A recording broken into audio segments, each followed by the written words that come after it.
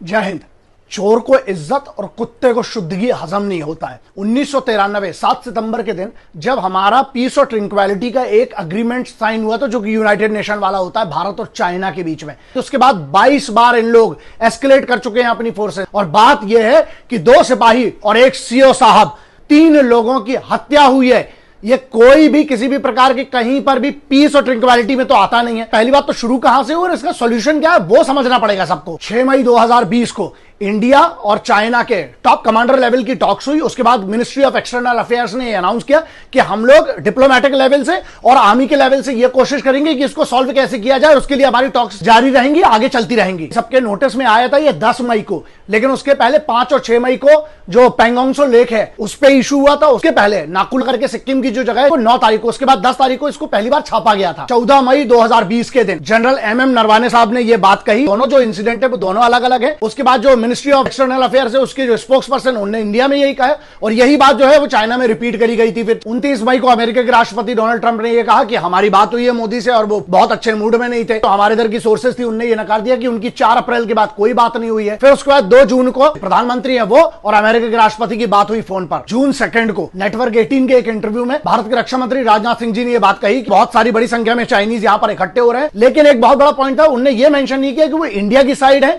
कि चाइना की तरफ है। तो यह कंफ्यूजन वहां पर था। पेंगोंग त्सो लेक है जो वहां, पेंगोंग त्सो लेक के जो नदन साइड है वहां पर इन लोगों ने कंस्ट्रक्शन शुरू कर दिया। इनके ट्रूप्स अंदर आ गए। जो हमारी जगह है उस पे इन लोग हैवी इक्विपमेंट्स लेके वहां से आ गए। इसके बाद इन्होंने कंस्ट्रक्शन शुरू कर दिया। वो वाली बात है जो सैटेलाइट की बाद में इमेजेस वायरल हुई होंगी, आप लोगों को अगर याद होगा, बिगिनिंग में इस महीने के जून के महीने में जो एरियाज हैं वो है PP14, PP15 और गोगरा, जो मेन एरिया जहां पर एक बहुत बड़ा मैटर ऑफ कंसर्न आ गया, क्योंकि इनकी बैकिंग कहां से, बहुत बड़े बड़े इक्विपमेंट्स और ट्रूप्स के साथ इनकी बैकिंग मिलने लगी। जनरली अगर आप समझते हो तो 23 ऐसे एरिया है कि जहां पर डिस्प्यूट चलता रहता था, ठीक है, लेकिन पहली बार ये हुआ है कि पेंगोंग त्सो लेक एरिया पर इन लोगों को इतना डिस्प्यूट बना दिया। बात यह है कि यहां पर सिर्फ ये वीडियो कर रहे हैं कि आपको ये बात समझ में आए कि एक्चुअल मैटर क्या। अब बात आती है गलवान और हॉट स्प्रिंग की, जिसपे कभी पहले इन लोगों को कोई इशू नहीं हो। LAC जो है ना, लाइन ऑफ एक्चुअल कंट्रोल के, दोनों की परसेप्शन अलग है, लेकिन मान के चलो 23 में से 20-21 जगह पर तो बिल्कुल अग्री करते थे, कोई इशू नहीं हुआ। ये पिछले 3 महीने में, स्पेशली जब से कोरोना बढ़ा था उसके बाद से इन लोगों के लिए ये पूरा का पूरा टेंशन अभी जो है कोरोना से हटके इस पे ले आया गया है। एक रीजन इसके पीछे ये भी हो सकता है कि जो एनुअल ट्रेनिंग वाला एक जो शेड्यूल होता था, लेकिन पेंडेमिक के कारण जो है वो जो लद्दाख वाले एरिया में हो सकता है अपनी तरफ से कैंसिल हुआ हो, या फिर उसी का उन्होंने फायदा उठाया हो, क्योंकि उन लोगों का जो ट्रूप वो भी उस एरिया के ऊपर की तरफ जो ट्रेनिंग करता था, लेकिन उन्होंने ट्रेनिंग नहीं की, उसने उसी ट्रूप्स को यहां पर डिप्लॉय कर दिया। ये एक बहुत बड़ा इशू है। लेकिन अभी की बात यह है कि इंडिया ने जितने की जरूरत है उससे बहुत ज्यादा ट्रूप्स पहुंच गए हैं, उसमें कोई इशू नहीं है। बहुत सारी टॉक्स जो है वो लोकल मिलिट्री कमांडर्स लेवल पे हुई, जो कि मतलब कर्नल और ब्रिगेडियर्स। उसके बाद डिविजनल कमांडर्स लेवल जो होता है, मेजर जनरल लेवल का होता है, उस लेवल पे 3 बड़ी बड़ी टॉक्स हुई हैं। जो पीस एंड ट्रिंक्वालिटी हमारी तरफ से तो बिल्कुल उसको फॉलो करा जा रहा है, लेकिन इनको कौन समझाएगा। जब यह देखा गया तो मेजर जनरल लेवल के जो हमारे अधिकारियों की जो दोनों तरफ से टॉक्स हुई, जब उसका कोई कंक्लूजन नहीं हुआ, उसके बाद कोर्प्स कमांडर लेवल पे यह बात करी गई है, पिछले शनिवार को हुई थी। उसके बाद यह हुआ है कि दिल्ली और बीजिंग दोनों तरफ से उस लेवल पे भी बात करी गई। 1967 के बाद एक भी मतलब गोली नहीं चली थी। चाइना ने इतना बड़ा प्रोपेगेंडा, बिकॉज वो जाने जाते हैं साइबर प्रोपेगेंडा के लिए, उन लोगों ने वो वीडियो क्लिप्स बना के कि इंडिया हमारी तरफ से, मतलब उनके हिसाब से इंडिया उन पे चढ़ रहा है। बहुत सारे वायलेशन जो है, जो SOPs के वायलेशन इनने किए, लेकिन उस पर कोई बात ही नहीं करता है। देप्सांग 2013, चुमार 2014, डोकलाम 2017, ये इनने उस समय भी सर्कस हुआ था। इन लोगों का ये चीनियों का ही नौटंकी रहा है। मिलिट्री लेवल पर, डिप्लोमेटिक लेवल पे बातें हुई और वो नॉर्मल हो जाता था।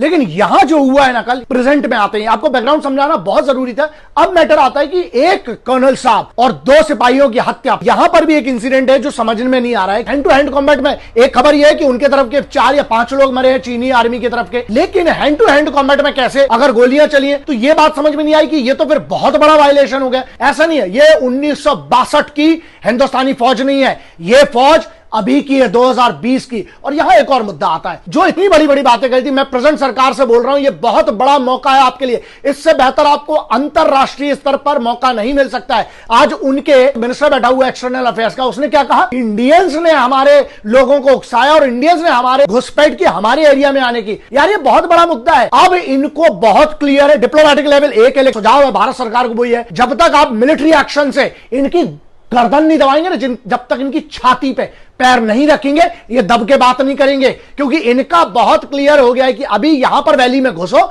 और इसके बाद, क्योंकि इनकी क्यों हवा खराब है, हाइट हमें मिल रही है क्योंकि हमारे पास बेनिफिट्स है, हमारे पास स्ट्रैटेजिकल जो पॉइंट्स है ना वो ये लेना चाहते हैं और पूरे कोविड-19 से सबका ध्यान हटाना चाहते हैं। और दूसरा एक मैटर है, बहुत सिंपल है भाई, जब तक ये मार नहीं रहे थे बात अलग थी, लेकिन अगर आज आपने रिएक्शन नहीं किया तो यहां बहुत बड़ा सवाल उठ जाएगा। और एक और बड़ी बात यह है, चाणक्य ने बहुत पहले कहा था, कृते प्रतिकृतम कुर्यात हिंसने प्रतिहिंसनम तत्र दोषो न पतति दुष्टौ दुष्टम समाचरेत। इसका जिस्ट यह है कि दुष्ट के प्रति, यह जो हिंसा करने आया है उसके प्रति हिंसा करना कोई अपराध नहीं है। इनको घुस के चीनियों को मारना पड़ेगा।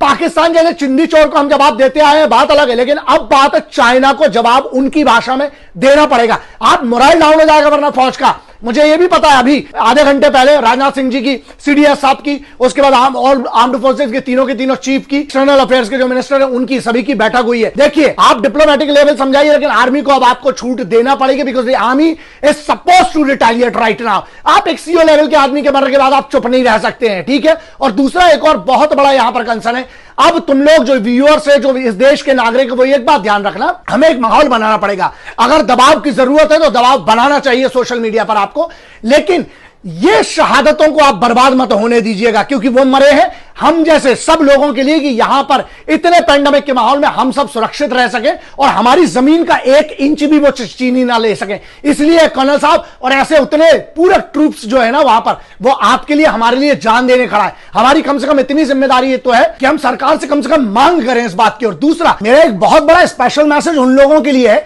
जो हर बार सर्जिकल स्ट्राइक के बाद सवाल उठाने लगते हैं या हर बार ये सबूत मांगने लगते हैं। सुनो, मैं बहुत क्लियरली सुन लो तुम लोग, अब किसी चीज में तो इकट्ठे हो जाओ। आप लोग भाषाएं बिगड़वाते हो यार।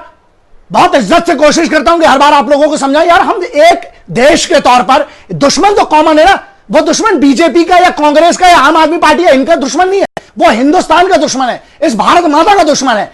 कम से कम इस पे तो इकट्ठे हो जाइए। और जो लोग सवाल मांगते हैं ना, एक काम करना चाहिए भारत सरकार को, चाहे वो किसी भी पार्टी का हो, जो भी सवाल करे, इन लोगों को ना वहीं पर जाकर 2-4 दिन के लिए जरा नौकरी करवाओगे, तब समझ में आएगा। रहोगे उधर पे तब तुम्हें अंदर से ना हवा निकलेगी तुम लोगों की, तब समझ में आएगा। तो इसलिए अभी से सुन लो ये बात, और सुनो, जिनको लग रहा है सोशल मीडिया की ताकत समझ में आ जाएगा, तो इसलिए जो सिपाहियों की शहादत है उस पर सवाल, भारत की एकता अखंडता पर सवाल और भारत की राष्ट्रीय सुरक्षा, इन तीनों चीजों को छोड़ दो। और जो सबूत मांगते हैं यार, तुम लोग को शर्म आना चाहिए। अभी इकट्ठे हो जाओ। वतन जिस हालात में है, अभी सबको मिलकर लड़ना पड़ेगा, वरना कल जब ये घुस के मारेंगे ना, तब ये नहीं पूछेंगे कि तुम किस पार्टी से हो। फिर जब गोली ठोकेगी तब तुम अपना पार्टी का झंडा और डंडा दिखाते